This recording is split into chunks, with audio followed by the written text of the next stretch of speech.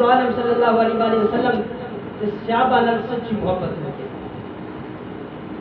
اس خط لکھا یزید ولید مدینہ کے گورنر امامیہ کے مقام حضرت امام حسین اے حکم دیو کہ وہ ہاتھ سے بیعت کریں، اگر بیعت نہ کریں معاذ اللہ انہوں نے شہید کر.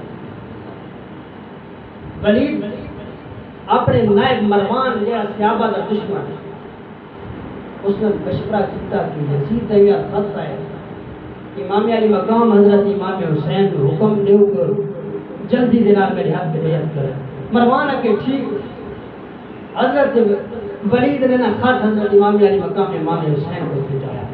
جب خط پہنچا نا میرے امام نے پڑھا، آپ نے فرمایا ولید نے ولا لکھا کہ یہ گل چھپ کے نہیں کرنی چاہیے، سیام ہونی چاہیے تاکہ سارن پتہ لگے امام کا بھی.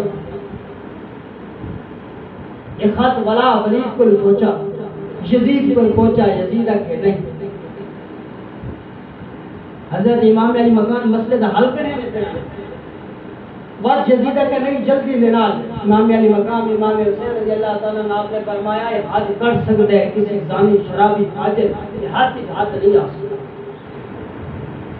یزید ہے حضرت امام علی مقام سے امام حسین رضی اللہ تعالیٰ عنہ نا زور کرنا شروع کر دیا، دباؤ ڈالنا شروع کر دیا.